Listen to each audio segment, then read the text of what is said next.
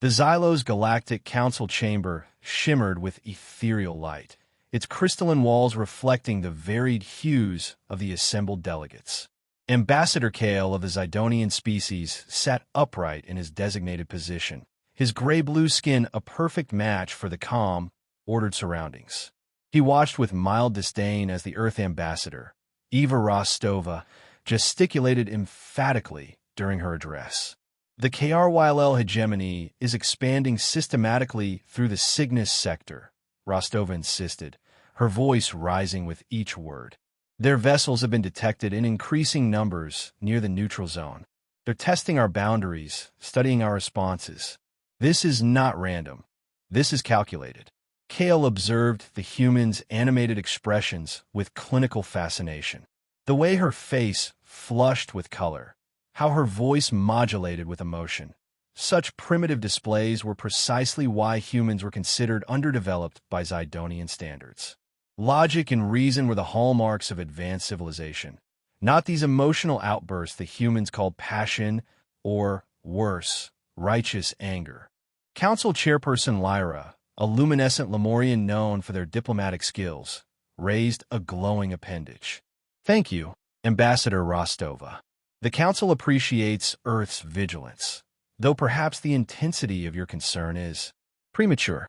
The KRYLL have shown no direct aggression toward Council territories." "Not yet," Rostova countered, planting her hands firmly on the podium. "But their pattern of behavior is consistent with pre-invasion positioning. We've seen this before in our own history." Kale exchanged glances with other senior Council members. Earth had only joined the Xylos Council 20 standard cycles ago, barely a moment in cosmic governance. Yet these humans constantly referenced their violent planetary history as if it provided some special insight. "Ambassador Rostova," Kale interjected, his voice perfectly modulated to convey both authority and a hint of patronizing reassurance. "The Council has maintained peace across 3 galactic sectors for over 4,000 cycles through careful diplomacy and logical deterrence. The KRYLL, while certainly more aggressive than Council members, respond to logical incentives like any rational species." Rostova's eyes narrowed. "With respect, Ambassador Kale, you don't understand what you're dealing with. The KRYLL don't share your logical framework, and you suggest we adopt your human approach instead?" Kale allowed himself a slight tilt of his head, the Zidonian equivalent of raised eyebrows. "Emotional responses? Military posturing? Perhaps even preemptive strikes driven by this. Rage your species seems to value." A murmur of amusement rippled through the chamber. Even species sympathetic to humans found their emotional volatility somewhat quaint. "I suggest we strengthen our defensive positions," Rostova replied evenly, though Kale could detect the suppressed anger in her voice. "Increase patrols along the border regions. Establish clear consequences for territorial violations. Escalation begets escalation, Ambassador," offered Trowel of the mineral-based Genorian collective. "This is basic game theory." Chairperson Lyra's bioluminescence pulsed in agreement. "We will increase monitoring of KRYLL movements and send a formal diplomatic inquiry regarding their activities in the Cygnus sector. This council has preserved peace through reasoned dialogue for millennia. We will continue to do so." The session concluded with the standard array of diplomatic pleasantries and procedural votes. As the delegates filed out, Kale observed Rostova in conversation with representatives from smaller council worlds, the avians of Taular, the aquatic marines. Her expressions shifted rapidly as she spoke: concern, determination, frustration. How exhausting it must be, Kale thought, to be so constantly at the mercy of biochemical reactions. As Kale made his way toward the quantum transport hub, he found himself walking alongside Rostova. "Ambassador," he acknowledged with a polite nod. "The Council is making a mistake," she said without preamble. "The KRYLL understand only strength and consequence." "An impressively confident assessment from such a new member species," Kale remarked. "Perhaps Earth's recent history of conflict makes your people predisposed to see threats where more experienced civilizations see merely political posturing." Rostova stopped walking, forcing Kale to pause as well. You think our history of war is a weakness, a sign of primitive development. What you don't understand is that it's given us something you lack, an intuitive understanding of predatory behavior. Predatory behavior, Kale repeated, his tone suggesting he was humoring a child. The KRYLL are a spacefaring civilization with complex social structures and technological capabilities beyond many council members. They are not predators, they are rational actors. They can be both, Rostova said quietly. And when you finally realize that, I hope it won't be too late. As Kale watched her walk away, he felt a moment of something almost like concern, a minor chemical imbalance quickly corrected by his species' advanced neurological self-regulation.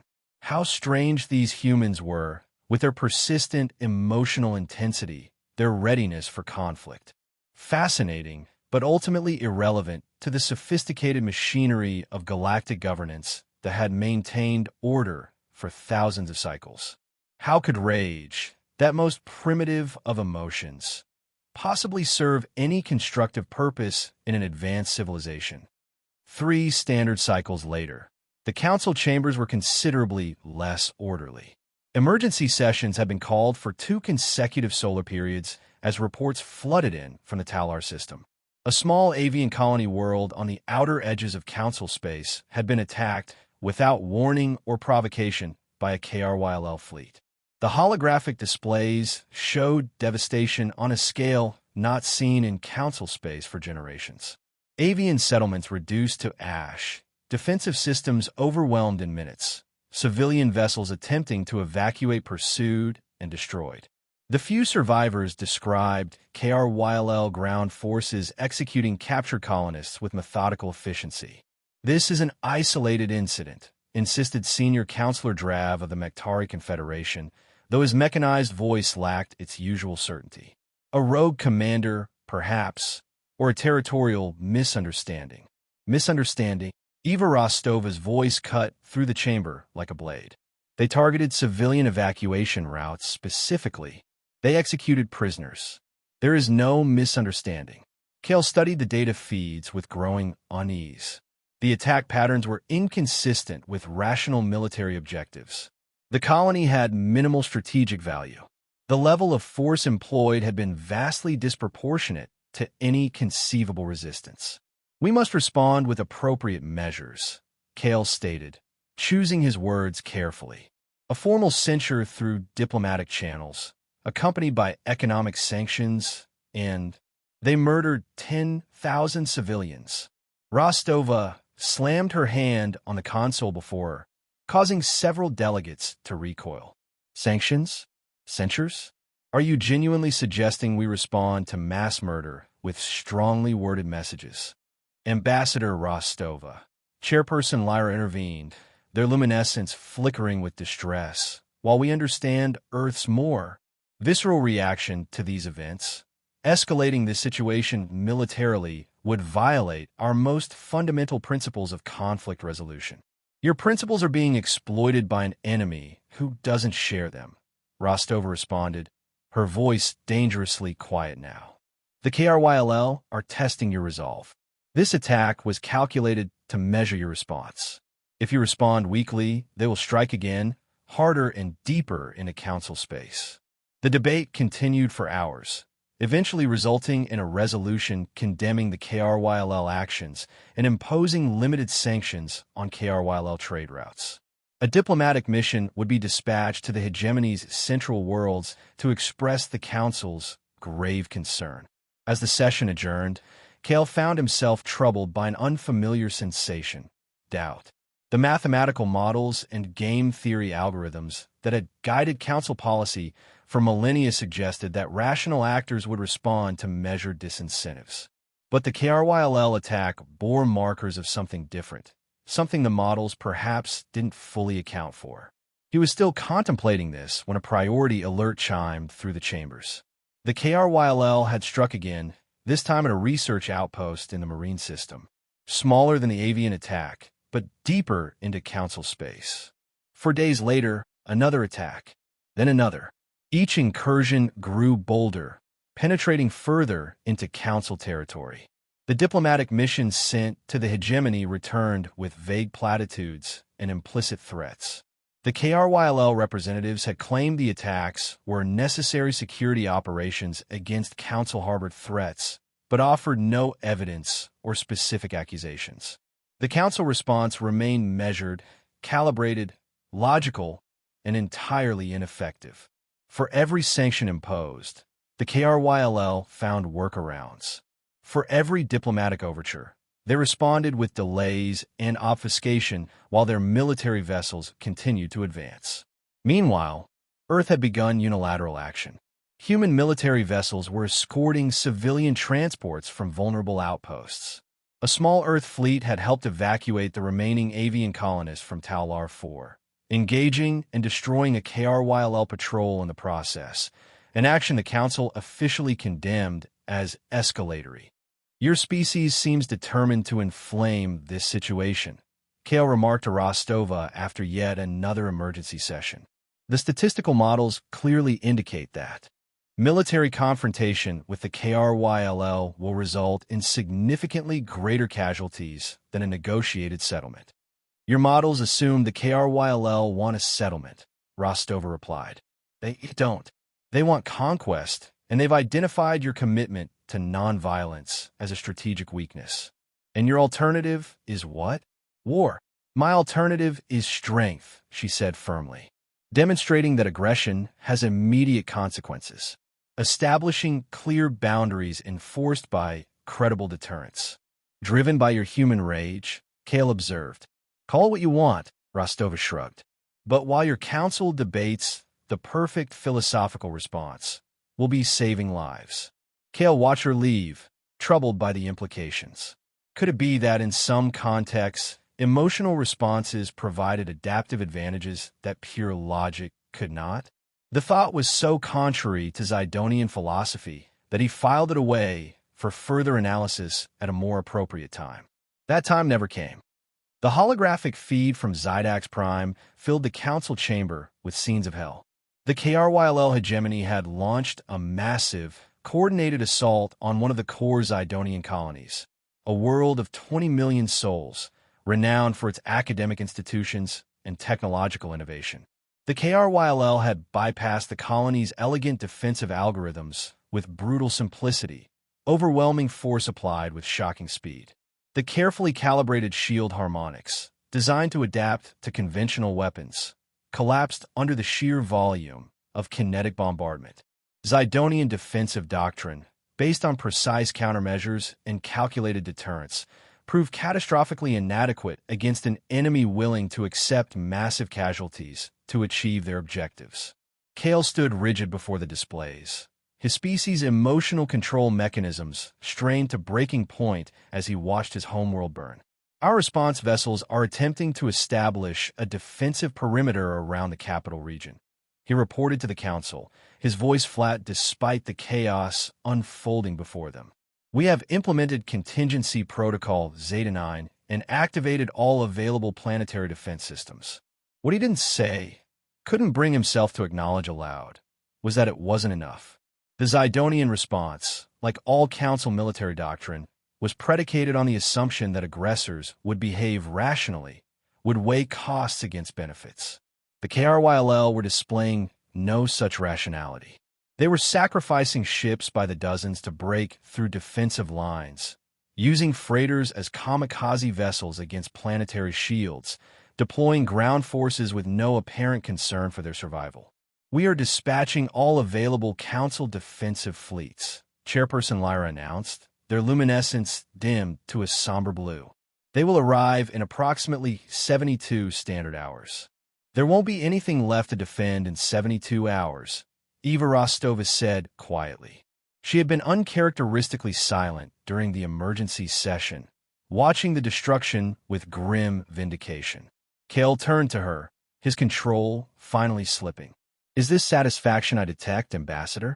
Does Earth's representative take pleasure in being proven right at the cost of millions of Zidonian lives? Rostova met his gaze steadily. No, Ambassador, I take no pleasure in this. But Earth will not stand by and watch another civilization be slaughtered. She tapped her communication device. Rostova to Earth Defense Force Command. Initiate Operation Fire Shield. Before Kale could question her, the holographic displays showing Zydax Prime registered new energy signatures entering the system. A fleet of vessels unlike any Council design dropped out of faster-than-light travel directly into the combat zone. Angular, asymmetrical ships bristling with weapon systems that violated several Council technology treaties. "What have you done?" gasped a Mektari delegate.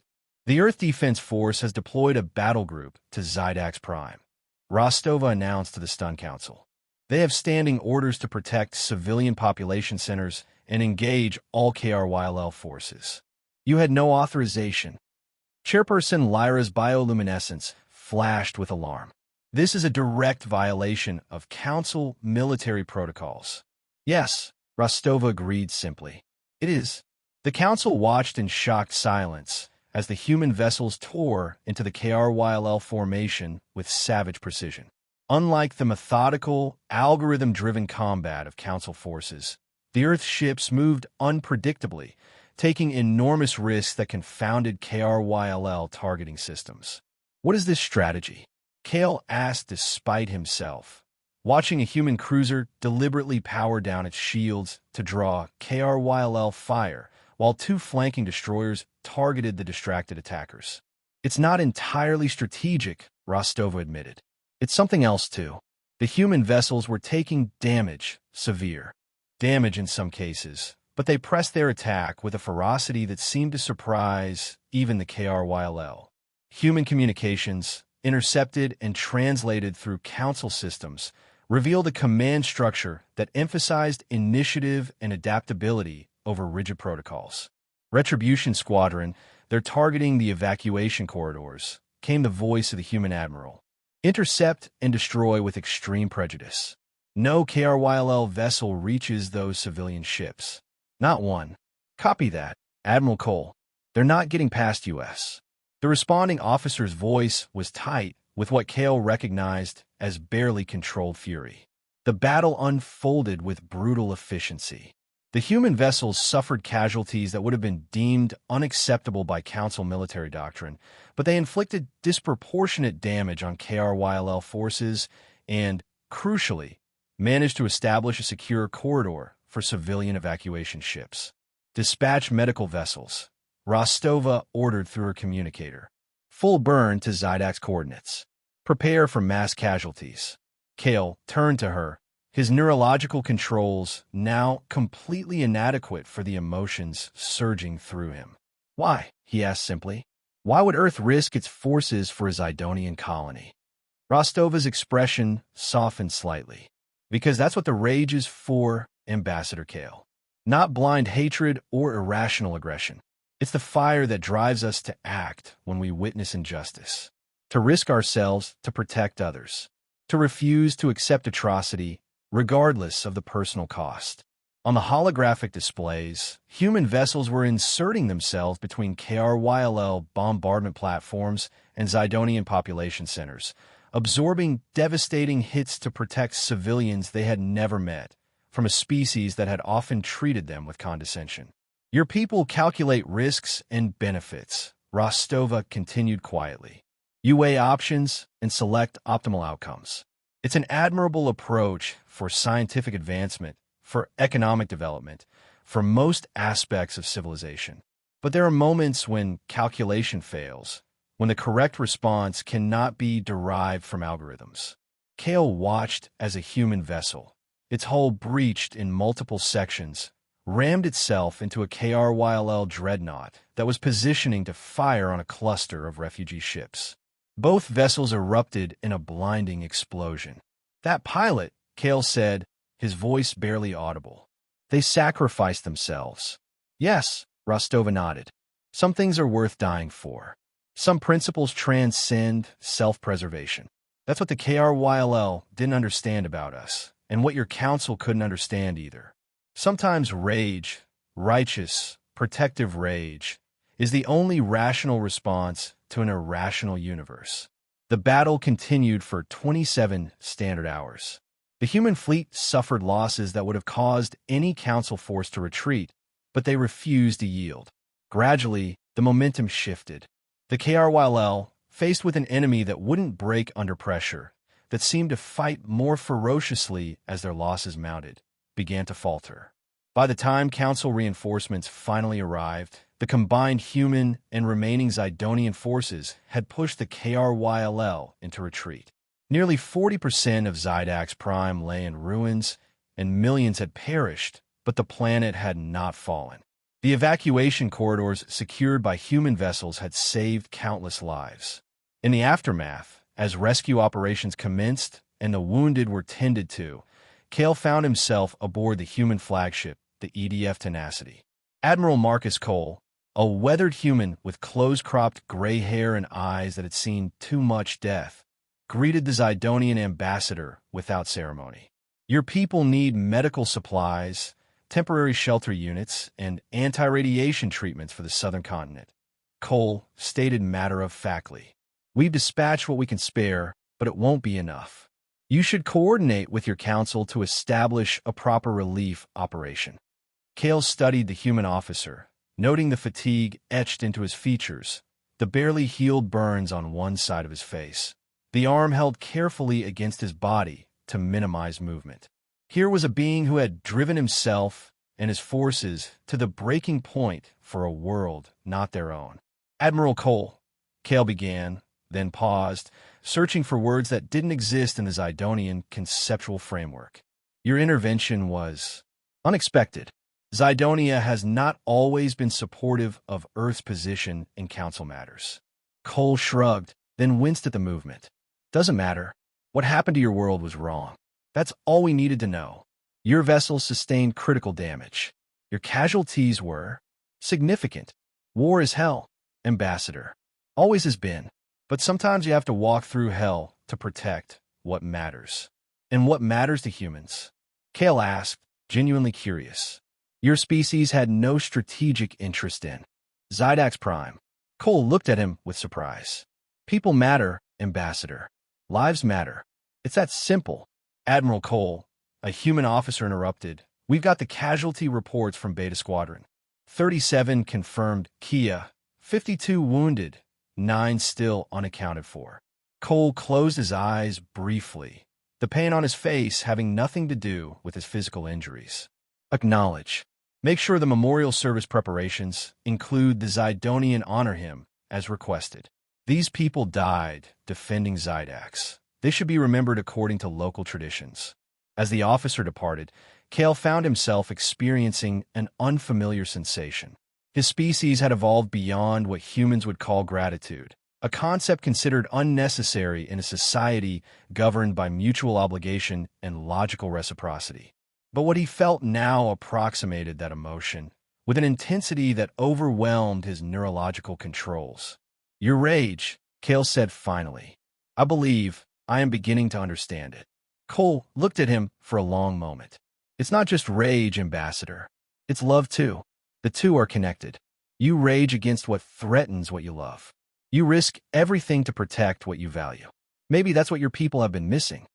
The council chambers were subdued when they reconvened 2 weeks later. The attack on Zydax Prime had shattered thousands of years of complacency. Reports indicated that the KRYL were regrouping, but the unexpected ferocity of the human defense had seemingly caused them to reconsider their timetable for further incursions. Ambassador Rostova stood before the council, but this time there were no interruptions, no dismissive glances as she spoke. "The Earth Defense Force acted without council authorization," she acknowledged. "We violated protocols that have governed this alliance for millennia, but we stand by our decision and its results. 20 million Zidonians are alive today who would otherwise have perished. No one disputes the outcome, Ambassador Rostova." Chairperson Lyra replied, their luminescence now a thoughtful amber. "But your unilateral military action undermines the very foundation of this council. Perhaps that foundation needs re-examination," came a new voice. Kale had entered the chamber, still bearing visible signs of the battle for his homeworld. "Perhaps we have confused peace with passivity, diplomacy with appeasement."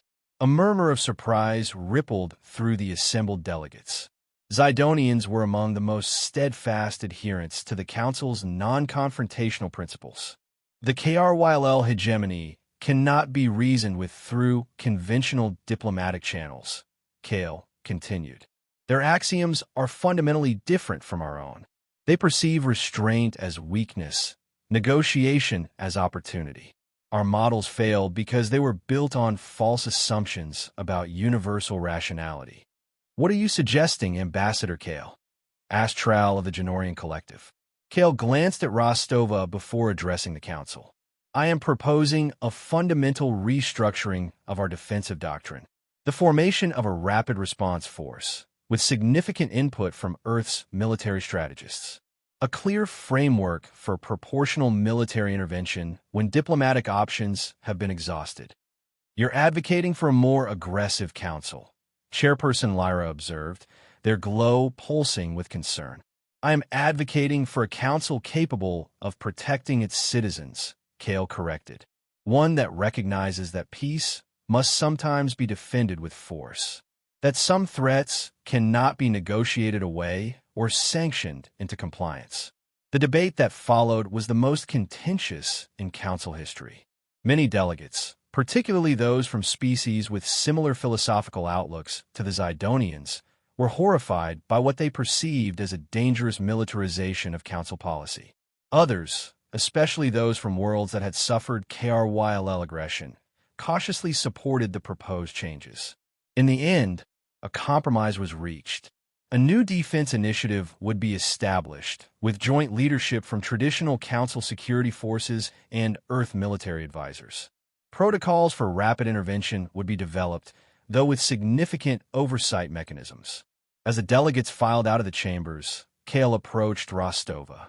Your world has fundamentally altered the balance of the Council, he observed. Not everyone is pleased with this development. Change is rarely comfortable, she replied. But necessary adaptation is better than comfortable extinction. Indeed, Kale hesitated, then continued. I have been authorized to offer a formal alliance between Zidonia and Earth, separate from Council frameworks. Our civilizations have much to learn from one another. Rostova raised an eyebrow. An interesting proposal, coming from a species that once considered us primitively emotional. Recent events have suggested that our assessment was incomplete, Kale admitted. Your capacity for what you call rage, this protective fury, is not a primitive survival mechanism, as we believed. It is a sophisticated moral response, a commitment to action in defense of shared values that transcends logical self-interest. While your capacity for dispassionate analysis and long-term strategic thinking offers benefits, we still struggle to fully integrate into our decision-making, Rostov acknowledged. There might be a middle path that incorporates the strengths of both approaches. A synthesis, Kale agreed. Logic tempered by compassion. Passion guided by reason. As they walked together toward the Council archives to formalize their alliance proposal, Kale reflected on the transformation of his understanding. The Zidonian philosophical tradition had no concept equivalent to the human idea of righteous anger. No framework for understanding emotion as a moral compass rather than a primitive impulse. Yet he had witnessed that very force save his homeworld, had seen humans sacrifice themselves in defense of strangers because their rage at injustice burned hotter than their fear of death. Their emotional capacity, once dismissed as an evolutionary disadvantage, had proven to be a source of strength, courage, and moral clarity when rational systems failed. From the observation deck, Kale could see Earth vessels docked alongside Zidonian ships at the Council station. Engineers from both species were already collaborating on integrated defense systems, sharing technologies and perspectives that would have been unthinkable weeks earlier. Ambassador Kale, Rostova said, interrupting his thoughts, there's something I've been meaning to ask you. Yes. During the evacuation of the Taular colony, before the attack on Zydax, you sent Zidonian medical vessels to assist Earth operations against the Council's official position. Why? Kale was silent for a moment, formulating his response carefully. I believe I experienced what humans would call an intuition, a recognition that your approach, while different from our traditions, contained a wisdom our models had failed to capture. He paused.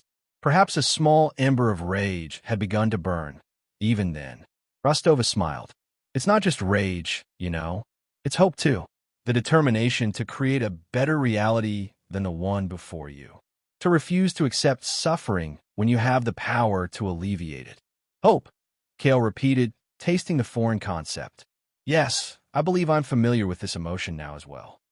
In the vastness of space beyond the council station, KRYLL forces were regrouping, planning their next move. The threat had not passed, and difficult challenges lay ahead.